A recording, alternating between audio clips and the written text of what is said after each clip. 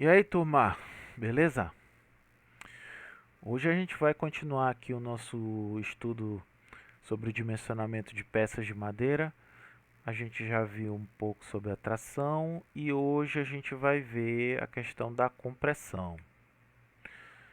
Então, para começar, a gente vai estudar a chamada compressão paralela, que é aquela que vai se dar no mesmo sentido das nossas fibras. Então, a compressão paralela, ela se configura no estado limite último pelo esmagamento das nossas fibras, no caso das chamadas barras curtas. Não se preocupe que mais adiante a gente vai ver o que são as barras curtas.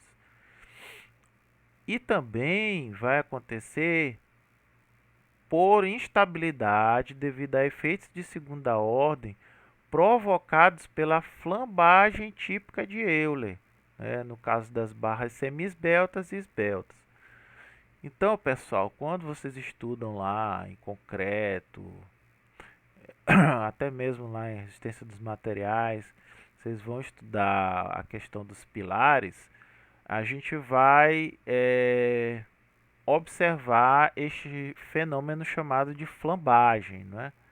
Que é um fenômeno que tende a torcer, né, a, a deformar a nossa barra. Veja aqui, ó. Então, aqui o eixo da minha barra, então vai acontecer essa deformação aqui, ok? Então, deixa eu apagar aqui, ok. Então, para o estado limite último, vai acontecer a compressão paralela, tanto no esmagamento quanto devido à instabilidade por efeitos de segunda ordem. Então, o dimensionamento da compressão paralela, ele vai depender de um índice importante, que é o chamado índice de esbeltez da barra. Ele que vai me classificar as barras e vai me dizer se é uma barra curta, uma barra semi-esbelta ou uma barra esbelta. Então, toda vez que você vai calcular uma peça a compressão, você primeiramente calcula o chamado índice de esbeltez da nossa barra. Esse índice de esbeltez é dado por essa expressãozinha aqui, lambda é igual a LO dividido por R, sendo o lambda o índice de esbeltez, o LO vai ser o comprimento de flambagem, né? Que no caso vai ser o comprimento da minha barra, que vai depender das condições de apoio dessa barra. E aqui é o meu chamado raio de giração, que vocês viram lá em resistência dos materiais. Então, esse raio de giração nada mais é do que a raiz da inércia dividido pela área. E esse LO, como eu falei para vocês, é o nosso comprimento de flambagem e ele tem duas condicionantes. A primeira delas é quando a gente tem uma situação de uma barra livre aqui no topo, mas engastada, né? Aí, para esse tipo de situação, o nosso LO, ou comprimento de flambagem, vai ser igual a 2 vezes o comprimento da barra, né? Aqui é um comprimento L. Então, nessa situação, o LO vai ser 2Ls. E para as demais situações, né, que eu creio ser a maioria dos casos, o nosso LO vai ser igual ao nosso próprio L, ok? Então, já vimos a questão do índice de esbeltez. Agora, a gente vai ver como é essa classificação. Então, quando a gente calcular por aquela expressão do índice de esbeltez e achar um lambda menor ou igual a 40, a nossa peça é dita curta, tá? Para as nossas peças curtas, a condição de segurança no estado limite último é dado por essa expressão aqui, que é até bem parecida com a da tração. Ela fala que a nossa tensão de compressão paralela de cálculo tem que ser menor que a nossa resistência à compressão paralela de cálculo. A nossa tensão de compressão paralela de cálculo nada mais é do que a nossa força normal solicitante de cálculo dividido pela área bruta da seção.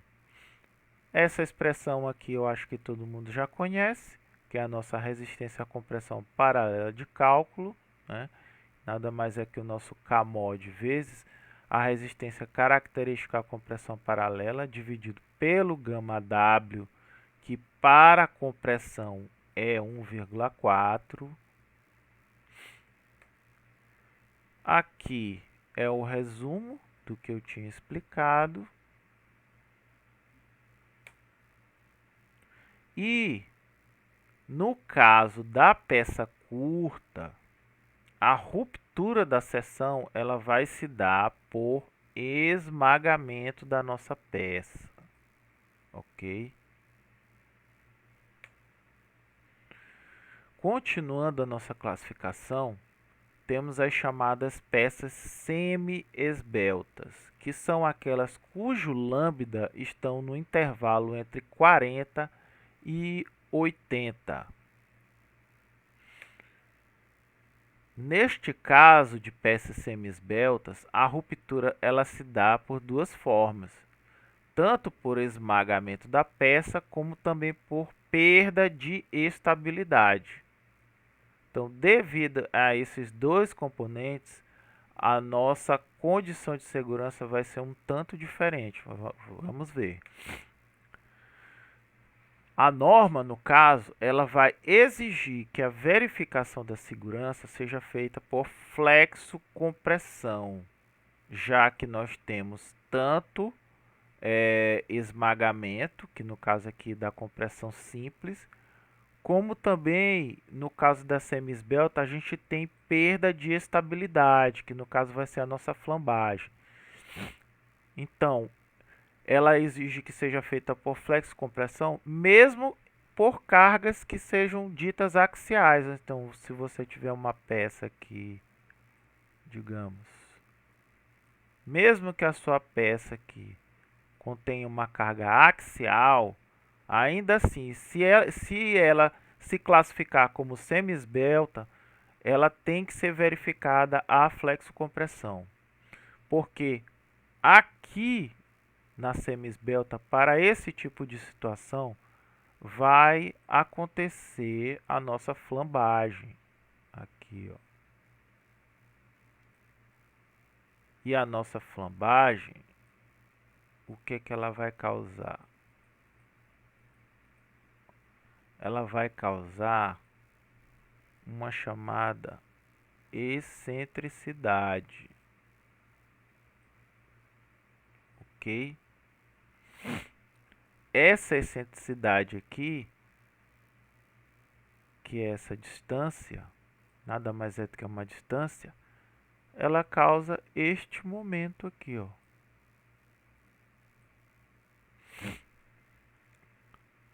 Então, na condição de segurança, no estado limite último, em vez de termos aquela expressão simples de comparar a tensão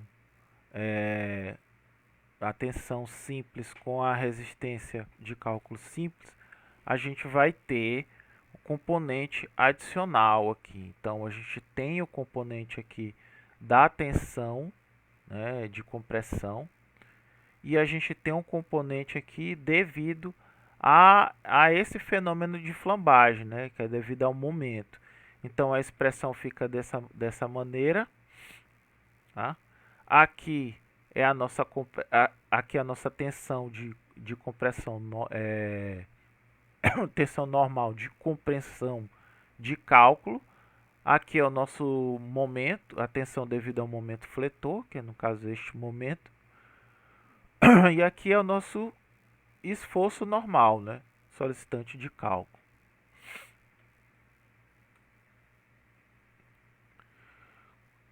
Então, a gente viu aqui na expressão anterior que a gente tem uma componente de momento devido a este fenômeno de flambagem aqui, tá? Essa tensão devido ao momento de cálculo é dado por essa expressão aqui, onde a gente tem o momento de cálculo dividido pelo módulo de flexão. Esse módulo de flexão, ele vai ser a nossa inércia dividido pelo nosso y, que é a distância que vai da linha neutra até a área onde a gente está calculando, até a fibra onde a gente está calculando. Então, esse momento aqui de cálculo, ele nada mais é do que a força vezes a distância. Então, a força vai ser a nossa força axial aqui, ó. Vou desenhar aqui de novo a nossa barra. Aqui. Então, a gente tem aqui, ó. Essa daqui é o ND. E quando ocorre a nossa flambagem,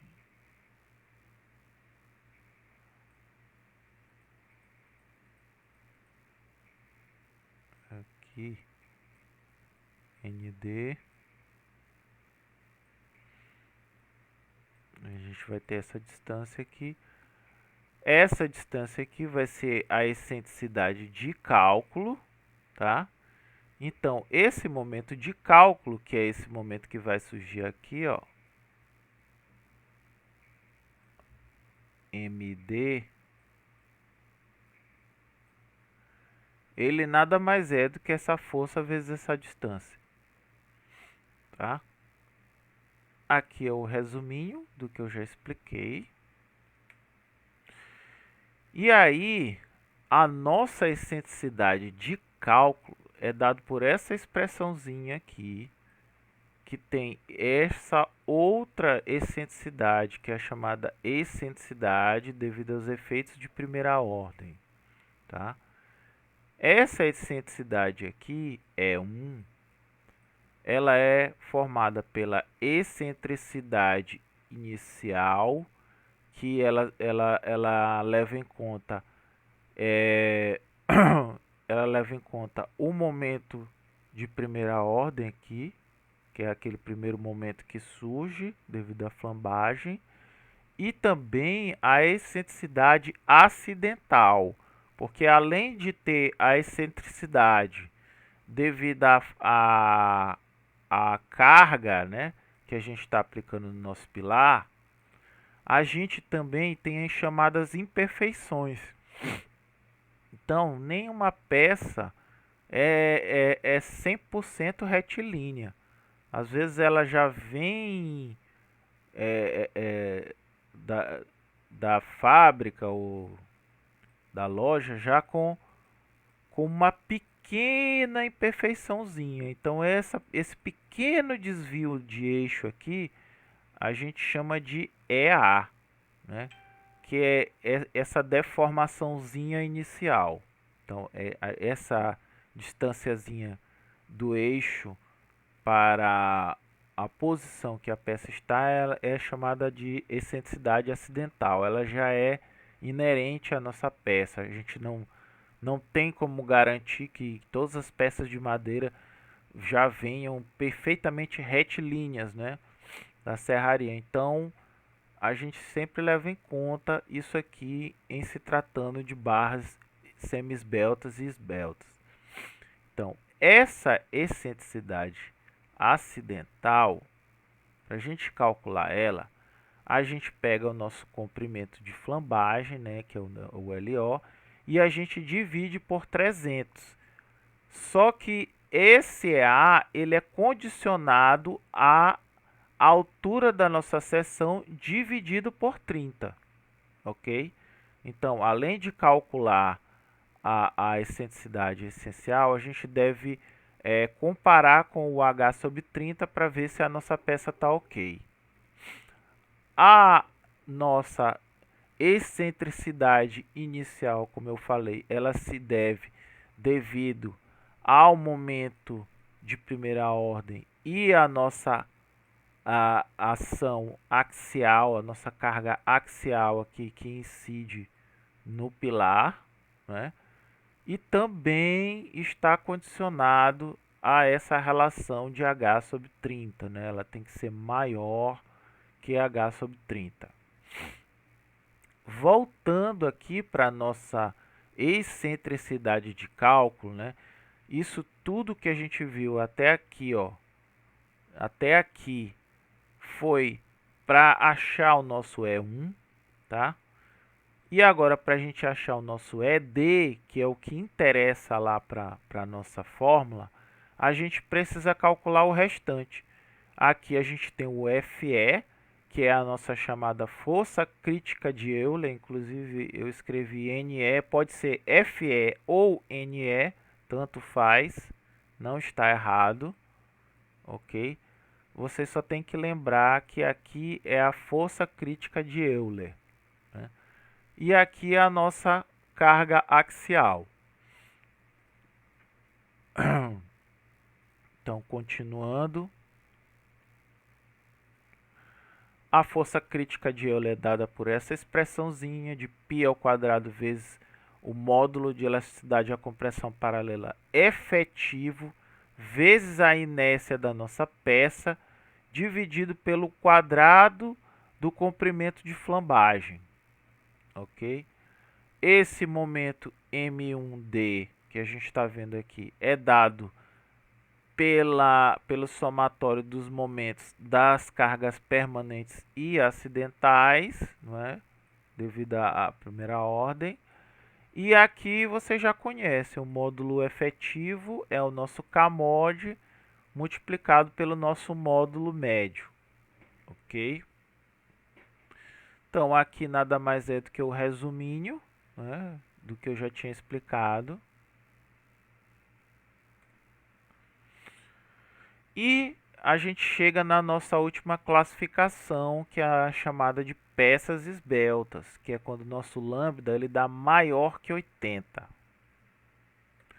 Então, neste caso, a ruptura ela já não mais acontece pela compressão, ela já acontece mesmo pela flambagem, que é, no caso, a perda de estabilidade lateral da nossa peça. Então, nesse caso, a condição de segurança ela vai se dar também por essa expressão aqui, tá? É parecida com a anterior. Entretanto, o nosso momento aqui, ó, percebam que mudou aqui a excentricidade, ó. Tá? Aqui nada mais é do que a excentricidade de cálculo, porém aqui ela está sendo calculada um pouquinho diferente, porque no caso aqui, ó, a excentricidade de primeira ordem efetiva aqui, ela vai ser a minha excentricidade de primeira ordem mais essa excentricidade suplementar aqui, ó, devido à questão da fluência do material, no caso da madeira. E essa excentricidade devido à fluência do material, ela leva em conta todos esses parâmetros aqui, que é a minha excentricidade inicial, que a gente já conhece, tá? A minha excentricidade acidental, que eu já expliquei, que se leva em conta as imperfeições do material. Aqui é aquele número de Neper, que é o exponencial, tá? Aqui é o C, que é dado por essa expressãozinha aqui, ó. Tá?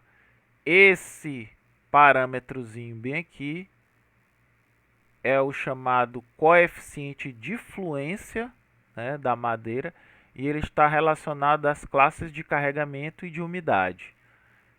Todos os termos aqui vocês já conhecem, né? Quando a gente estudou os estados limites, que é o Psi1, Psi2, o NGK, NQK, e aqui a minha força crítica de Euler. Aqui a excentricidade inicial, ela tem que ser menor ou igual ao meu momento de primeira ordem de cálculo dividido pelo minha força axial de cálculo. E esse somatório de π1 mais π2 tem que ser menor ou igual a 1. Ele nunca pode ser maior que 1, ok? Aqui é a tabela 15 da norma que traz o coeficiente de fluência, né? Levando em conta aqui as nossas classes de carregamento e também as nossas classes de umidade. Então, é esse termozinho bem aqui, ó. Quando a gente vai calcular aqui a excentricidade suplementar, aqui esse coeficiente C aqui é dado por essa expressão e esse termozinho aqui é tirado dessa tabela aqui, ok? Então, a gente já falou bastante, vamos ver agora um exemplo prático para a gente aplicar todas essas fórmulas, né? Então ele fala assim: determine a máxima força acidental que pode ser aplicada no pilar de Peró-Barrosa, sabendo que a força permanente NGK é igual a 16.000 decanewtons. Considere o carregamento de longa duração, madeira serrada, classe de umidade 2, cargas permanentes de grande variabilidade e FC0K de 295 decanewtons por centímetro quadrado. Então ele me dá um pilar aqui, ó. Vejam que ele não tem aquela condição, de bordo livre e engaste. Aqui é uma condição de dois apoios, não é? Então, o nosso LO, neste caso aqui, vai ser igual ao nosso L, ok? E aqui ele já me diz que o comprimento é 170. A dimensão aqui da minha seção é de 20 por 15, ok? Então, primeiramente, a gente calcula a esbeltez nas direções x e y. Então, a esbeltez a gente já viu que é dado por essa expressão. Convertendo, não é? A gente acha um valor de esbeltez aqui em relação ao eixo x de 29,4. Aí a gente procede da mesma maneira em y, né? E a gente acha uma esbeltez de 39,3. Então, neste caso aqui, a gente pode afirmar com certeza que se trata de uma peça curta, não é? Veja aqui. Então, foi o que eu disse. Portanto, o nosso lambda é menor ou igual a 40, logo a nossa peça é dita curta. Feito isso, a gente calcula as nossas combinações, né? Que no caso vai ficar bem simples, né? Vai ser o nosso gama G vezes NGK mais o gama Q vezes o NQK. Então, ele já falou que se trata de grande variabilidade, portanto, nosso gama G é 1,4. Ele já deu o valor de NGK, que é 16.000. E para as cargas variáveis é 1,4 também. Só que a gente não sabe o valor de NQK, que é o que a gente quer descobrir, né? Aqui eu vou passar porque esqueci de configurar. Tá. Vou só adiantar aqui para a gente explicar melhor. Então, feito isso, a gente faz a determinação da nossa resistência de cálculo. Para isso, a gente precisa do CAMOD. Ele já falou que se trata de madeira serrada e o carregamento de longa duração. Então, 0,7. A classe de umidade ele falou que é 2, portanto, Kmod igual a 1. E 0,8, se eu não me engano, ele falou que é a segunda categoria. Vamos só ver. Não, ele não diz qual a categoria da madeira. Então, portanto, como não sabemos, fica 0,8. Então, o Kmod vai ficar 0,56. A gente joga nessa fórmula que a gente já conhece e acha a nossa resistência à compressão paralela de cálculo. A condição de segurança é dada por essa expressão, não é? A tensão de compressão paralela tem que ser menor ou igual à resistência à compressão paralela. No caso aqui é a fórmula apenas da nossa tensão. A gente calcula e faz logo a comparação aqui, né?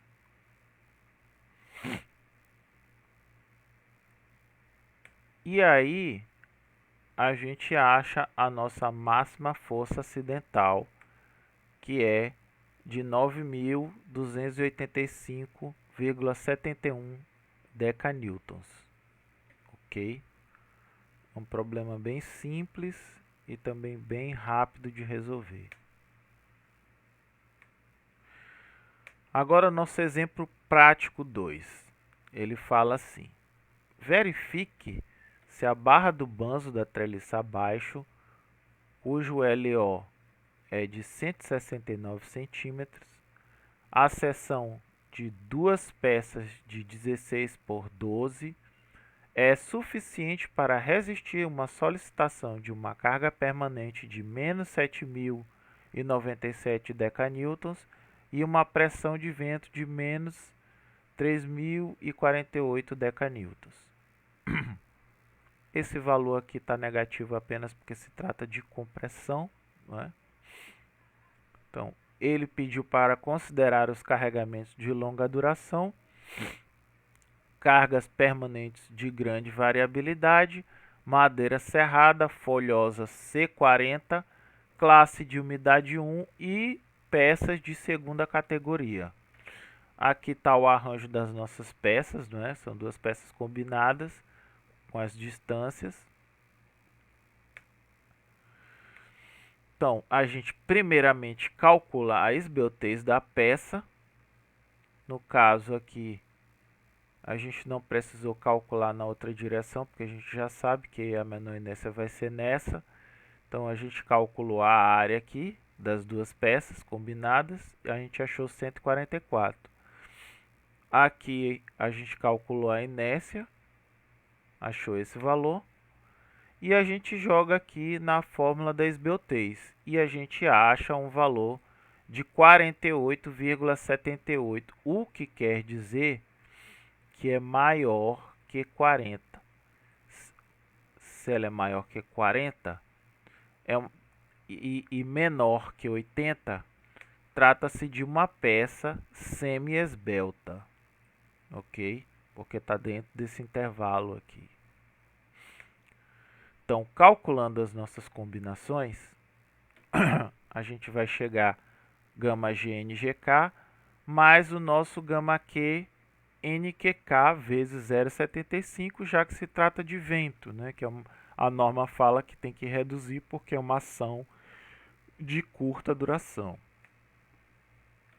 Então, a gente faz a nossa combinação, acha o valor de ND de 13.241, a gente calcula a nossa resistência de cálculo. O Kmod, como eu disse, ele se trata de uma madeira serrada, carregamentos de longa duração, classe de umidade 2 e segunda categoria, portanto 0,56. Joga na fórmula e a gente acha um valor de 240 decanewtons por centímetro quadrado.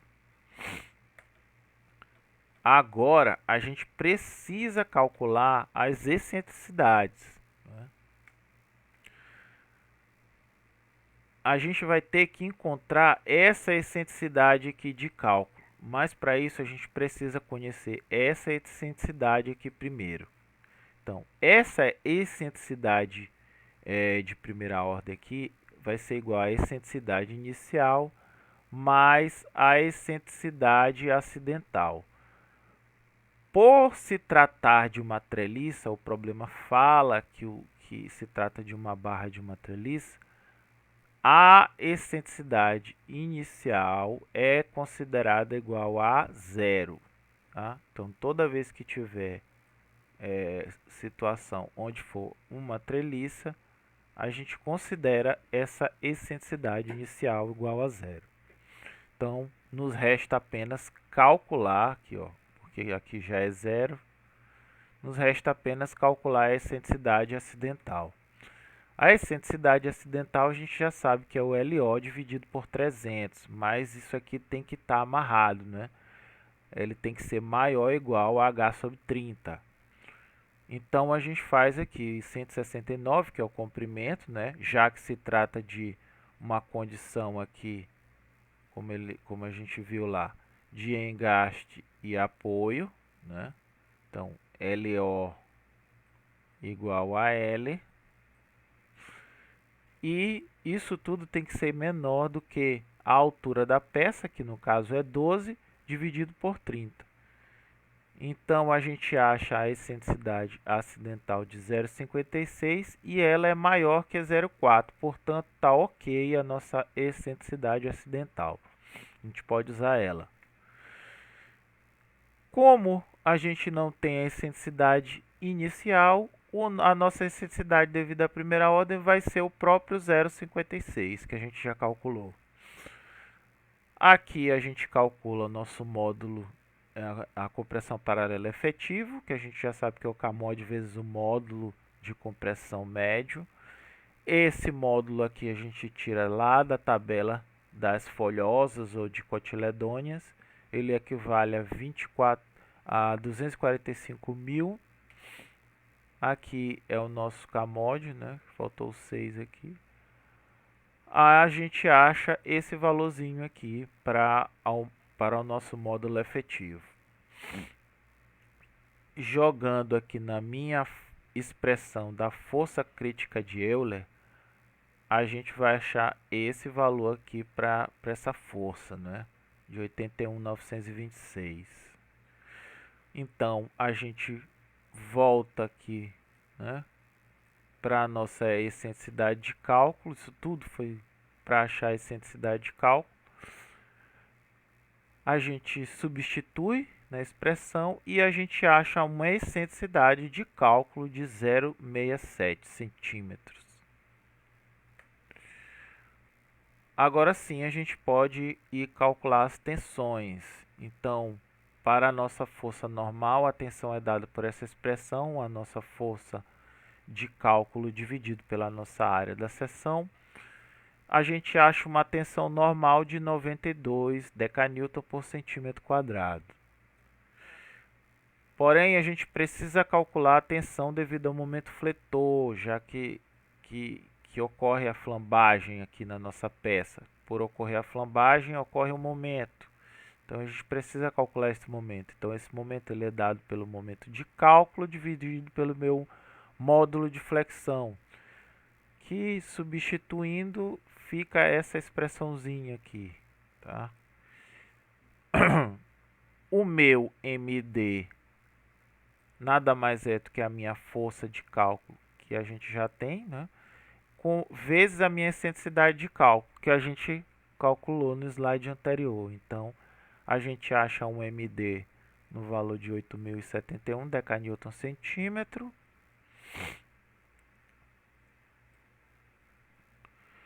E, substituindo os valores, a gente acha uma tensão de 31 decanewtons por centímetro quadrado. Tá? Agora só nos resta verificar, né? Então, para verificar, a gente joga naquela expressão de flexo-compressão, tá? Substituindo os nossos valores, fica dessa maneira. e a gente acha um valor aqui de 0,51.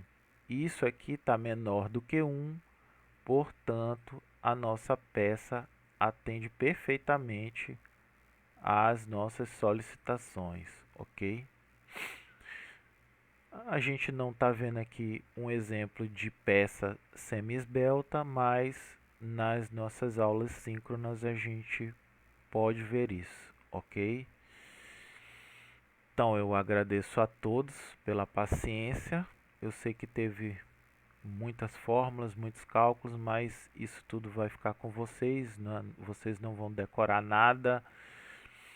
E o que é preciso é que vocês entendam para que cada fórmula serve. Então, você tendo um entendimento geral do assunto, você consegue desenvolver perfeitamente o cálculo. Então, eu agradeço a todos e até a próxima. Valeu!